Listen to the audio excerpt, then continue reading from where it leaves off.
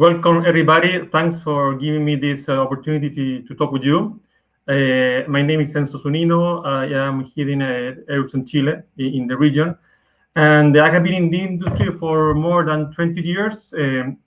So I have been witness of how this mobile technology has evolved over the years.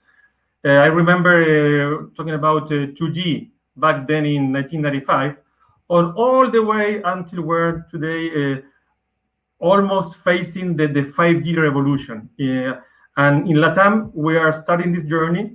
You can say the following: 1G at that time was about telephony, 2G was about texting, 3G was about browsing, 4G maybe lots of video-based applications, and 5G is coming now. That's not more than a G, as we said in Ericsson. It's a innovation platform. It's really will enable the massification of new use cases, both for the consumer but also for the enterprise. It's in our vision as Ericsson is key for the economic progress of the countries. By 2030, we believe that 5G will contribute more than 5 points to the growth of the economy of the country. So it's quite relevant, and we are really focused to make this happen. And it's happening today. 5G around the globe, we have today more than 175 network lives in commercial operations. Ericsson operates and gives the technology for almost 100 to them. So we have a global vision of what's happening in the market. So our mission to Latam is bring this global experience, share it with our customers, help them to really take the most out of the technology. Each country in Latam has a different reality.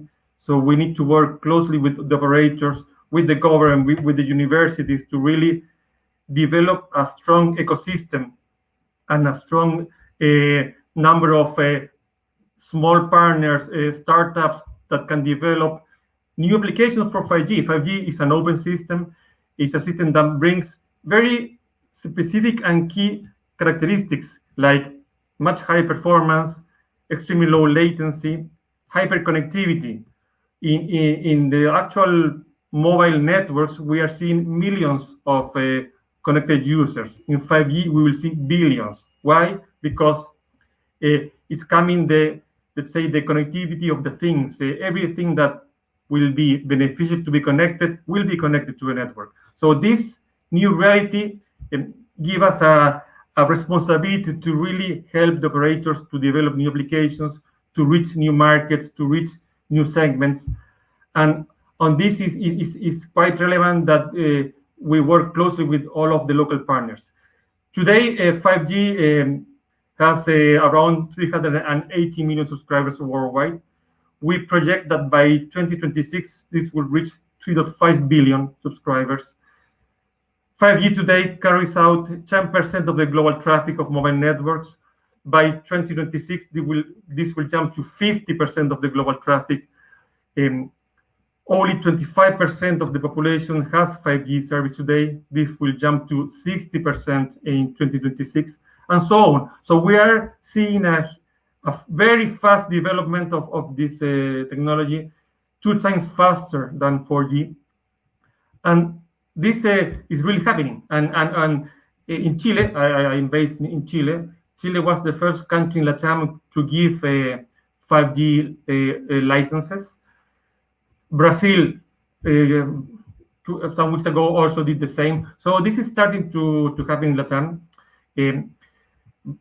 We foresee that by 2030, almost $56 billion as in revenues will come from 5G industrial applications, for instance, in Latam. So it's something that we need to really focus on this. Other important aspect of 5G is that will enable to develop sustainable solutions. With this, I'm talking about especially about smart cities. Okay, and in 20 more years, 2/3 of the global population will live in cities. So if we don't have infrastructure that can control the use of water, the use of efficient energy, transport, waste control, etc., it will be hard. And 5G will really facilitate this. 5G with its hyperconnectivity support will really enable to connect everything on the city. And here we're talking about intelligent buildings, for instance, built with thousands of sensors around it in each floor. So to control the heat, to control the lights, the use of water, and this will be key for the future development. Also, in this respect, we foresee that 5G will create a revolution on the industry. And here we're talking about Industry 4.0. And this will bring remote control of machinery, safer environments for the operators, much more efficiency, etc. And this will be key. We in LATAM, we have in the radar many applications that can be used for many industries. And here we're talking about mining. Chile, Peru, Brazil are countries where mining is key. Ports, intelligent ports, how to manage all the load of the chips in an efficient way. Agriculture. In Chile, Ericsson has been doing some tests, local tests with 5G, where processes that took 5 days now are taking 5 hours. It's really impressive. Very precise agriculture, where you just use the exact water that is needed, because now we're seeing that water is becoming a scarce resource, etc. 5G will enable that. In the side of the consumer, 5G will also be relevant. It will bring much more performance.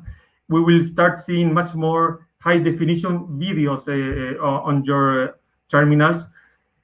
All what is immersive experiences will be key. Here we're talking about augmented reality and virtual reality.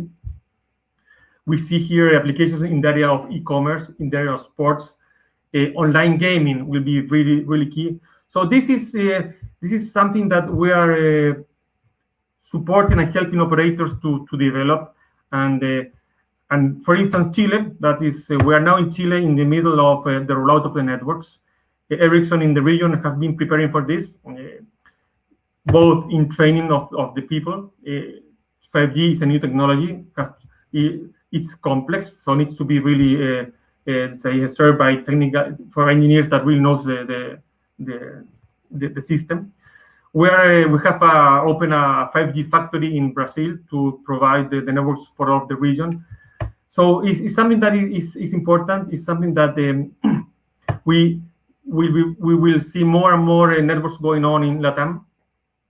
Chile, for instance, besides the build of the networks, has activities and initiative between the government, the operators, the universities to create this ecosystem of applications. And this is key for all of the countries. This is something that Ericsson is supporting and really working every day with the operators. So my message before ending is that 5G is happening. Ericsson is the leader in the 5G network. So we have that global vision that will help operators to really monetize the technology, and that's really our focus today. And this will continue to grow.